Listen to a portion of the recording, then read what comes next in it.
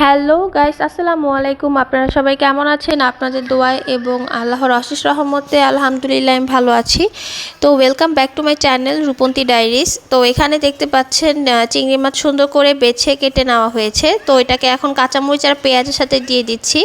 তো আজকে হলো আমি একটি শাকের রেসিপি শিখাবো। আর আমি যেই শাকটা দিয়ে চিংড়ি মাছটা রান্না করব সেই শাক এমন কেউ নাই যে চিনেন না, খুব কমন একটা শাক, সেটা হলো পুঁই শাক। তো আমি আজকে পুঁই শাক আলু দিয়ে চিংড়ি মাছের একটা রেসিপি আপনাদেরকে শেয়ার করব। আর যারা পুঁই শাক খেতে খুবই পছন্দ করেন তারা অবশ্যই রেসিপিটি করবেন। আর এই রেসিপিটা এমন কেউ নাই করেননি, এটা আমি মূলত নতুনদের জন্য আর ব্যাচেলারদের জন্য রেসিপিটা শেয়ার করলাম, যারা নতুন রান্না শিখছেন তারা। তো ঘরোয়া মশলায় সহজ উপায় কিভাবে চিংড়ি মাছ দিয়ে আলু দিয়ে আর পুঁই শাকের একটি রেসিপি তৈরি করা যায় তা এখানে খুব সহজ পদ্ধতিতে আপনাদেরকে দেখাবো। তো এখানে দেখতে পাচ্ছেন গরম তেলের মধ্যে পেঁয়াজ কুচি, কাঁচামরিচ কুচি আর পরিষ্কার করে রাখা চিংড়ি মাছগুলোকে দিয়ে ভালো করে ভেজে নিচ্ছি। পেঁয়াজ, কাঁচামরিচ আর চিংড়ি মাছগুলো ভালো করে ভেজে নেওয়া হলে তারপর আমি কী করি তা সকল প্রসেস আপনাদেরকে শেয়ার করব। তো এখানে চিংড়ি মাছগুলো লাল লাল হয়ে এসেছে, আর একটু ভাজা ভাজা করব।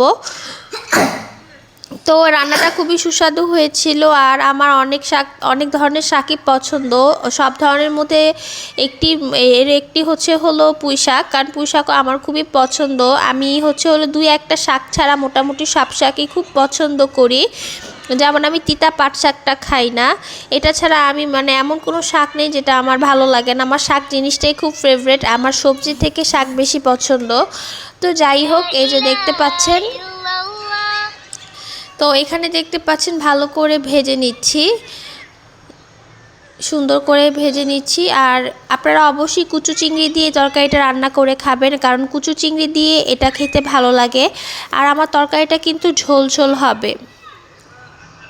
এখন আপনাদেরকে আমার মেয়ে একটি কবিতা বলে শোনাবে। সকাল সকাল, early to bed, early to rise, make some unhealthy, wealthy and rise. তো কেমন হয়েছে আফরিনের কবিতাটা সকাল সকাল?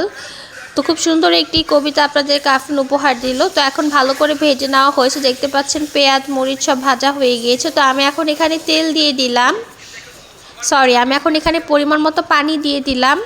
তো পানিটা হালকা একটু কষিয়ে নিব, তারপরে বাকি যে মশলাগুলো আছে তা সকল কিছু দিব। আর আপনারা যারা পুরান রাঁধুনি তারা হয়তো বা জেনে থাকবেন যে শাকে বেশি মশলা দিতে হয় না, তাহলে শাকের যে ফ্লেভারটা সেটা চলে যায়। শাকে হালকা হলুদ মরিচ এগুলো ইউজ করতে হয়। আর যদি বেশি ঝাল খেতে চান তাহলে কাঁচামরিচের পরিমাণটা বাড়িয়ে দিবেন।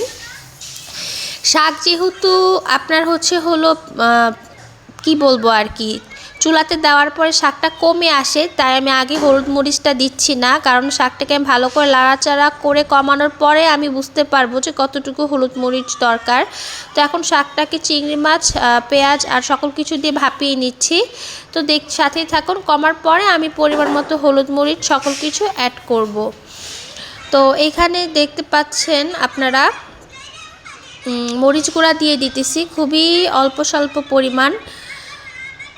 আমি এক হাতে ক্যামেরা ধরে এক হাতে ভিডিও করি, তো তাই আমার খুবই কষ্ট হয়। তো দেখতে পাচ্ছেন এখানে এই যে হলুদ গুঁড়া দিয়ে দিয়েছি আর মরিচ গুঁড়া দিয়ে দিয়েছি। তো এখন সকল কিছু ভালো করে মিক্সিং করে নিব। এই যে এখন শাকটা প্রায় কমে এসেছে, শাক থেকে পানিও ছেড়ে দিয়েছে। তো আমি শাকে বেশি একটা পানি ইউজ করব না, হালকা পরিমাণে পানি ব্যবহার করব। তো এই যে সকল মশলাগুলোকে এখন ভালো করে মিশিয়ে নিচ্ছি। তো মিশানোর পরে শাক থেকে এই পরিমাণ পানি বের হয়েছে। তো ভালো করে এখন কষিয়ে নিব। তো কষানোর পরে নামিয়ে ফেলব।